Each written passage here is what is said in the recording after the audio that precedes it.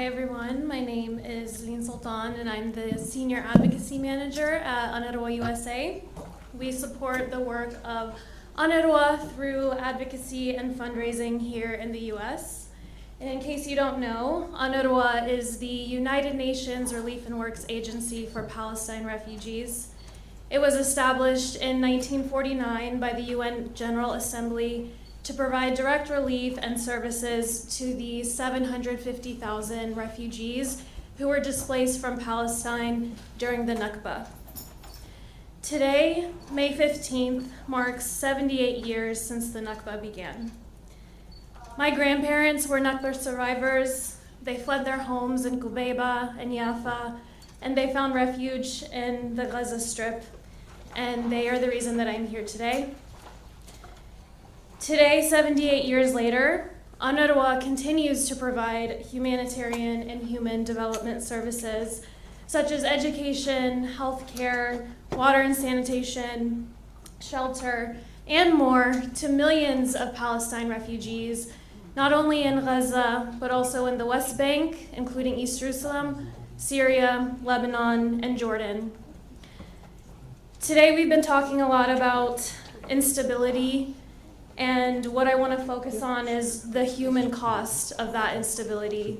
So we're going to talk about the humanitarian situation, mainly in Gaza, but I will also touch on Lebanon and the importance of UNRWA. Since October 2023, over 72,000 Palestinians have been killed in Gaza.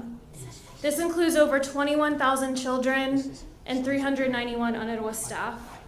Over 90% of the population has been forcibly displaced. On average, families have been forced to flee 3 to 4 times, with some families having to flee their homes as many as 10 times or more. The UN estimates that the scale and extent of deprivation and devastation in Gaza has pushed back human development by 77 years. Women and children are bearing the brunt of the impact. Over 40% of pregnant and breastfeeding women are severely malnourished, and virtually 100% of the children in Gaza require mental health and psychosocial support after having lived through more than 2 years of what experts know to be a genocide. As my panelists mentioned, since the ceasefire agreement in October 2025, over 700 people have been killed. Airstrikes, gunfire, shelling, it has all continued. And just in the month of April alone, 100 Palestinians were killed. And we're seeing this happen primarily around the yellow line, which is marking the Israeli militarized zone that has been continually expanded, hindering humanitarian aid and squeezing an already displaced population living in already fragile living conditions. The humanitarian situation remains dire, and food insecurity is a main concern. As you're all aware, famine was declared back in August of 2025, just 2 months before the ceasefire agreement, and this was a direct result of the Israeli authorities restricting humanitarian aid entry into Gaza. Since the October 2025 ceasefire, over 75% of Gaza's population remains acutely food insecure and malnourished. This ceasefire agreement required that 600 trucks enter the Gaza Strip per day, when in reality, what we're seeing is on average less than 100 trucks entering per day, and the majority of these trucks are commercial, carrying goods that are sold at exorbitant prices to an already displaced and impoverished population. And further, since the war with Iran began in early March, Israeli authorities have been further restricting humanitarian aid entry as well as medical evacuations from Gaza. Right now, as we enter the warmer summer months, we're starting to see the spread of disease-carrying rodents and insects, driving a public health crisis. People are living in overcrowded tents and shelters. People are being bitten by rats in their tents. And this is something that we really need to pay attention to. And I would be remiss if I didn't mention that what we're seeing in Gaza, we're now seeing in Lebanon as well, where over 2,800 people have been killed since March 2nd, and over 20% of the population has been displaced. And since the quote-unquote ceasefire of April 16th, more than 300 people have been killed in Lebanon. Just last weekend, there were over 100 strikes in 24 hours in Lebanon, killing 87 people.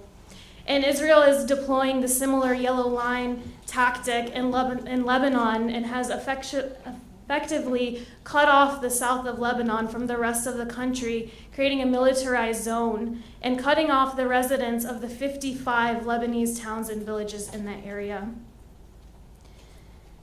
Despite all of these obstacles, UNRWA remains. UNRWA is the backbone of the humanitarian response in Gaza and continues to provide services to the millions of refugees across the region. In Gaza, UNRWA has 11,000 Palestinian staff who are on the ground providing services every single day. Right now, UNRWA is providing over 40% of Gaza's primary healthcare needs. They are providing education to over 200,000 students, which is critical considering 98% of Gaza's schools have been damaged or destroyed. UNRWA has been able to provide in-person learning to over 60,000 students and online learning to hundreds of thousands more. Water and sanitation teams are clearing tons of rubble each week, helping to reduce the risk of disease and provide access to clean water, repairing water wells, delivering drinking water. And UNRWA is the largest provider of psychosocial support in Gaza and has reached over 70% of the children in Gaza with mental health services. Similarly, in Lebanon, UNRWA is continuing to educate students and was able to launch its emergency education program within a week of the start of hostilities. Then as of last week, all of UNRWA's 60 schools in Lebanon are functioning, educating about 40,000 students, with over half of the 60 schools providing in-person learning and the rest virtual. Shifting into the future, what I want to remind everyone is that UNRWA was established to protect the needs and the rights of Palestine refugees until a just and durable solution to their plight was reached. 78 years later, we have yet to see any solution, and in fact, the situation is worse than we could have ever imagined. And while UNRWA is not mandated to find the solution, what it does is remind the international community of its commitment to find a just and durable political solution. And this is exactly why UNRWA is targeted, because of what it represents. But it was never meant to be a permanent solution, and the only reason that UNRWA is still in place more than 75 years later is because of the collective failure of UN member states to resolve the underlying political issue. But until there is a just solution, UNRWA remains essential in keeping people alive and preserving hope and dignity. And the future of Palestine refugees ultimately is going to rely on the future of UNRWA. And so long as UNRWA remains on the ground, UNRWA USA will continue to support its work through fundraising and advocacy here in the US, and we hope that you will join us. Thank you.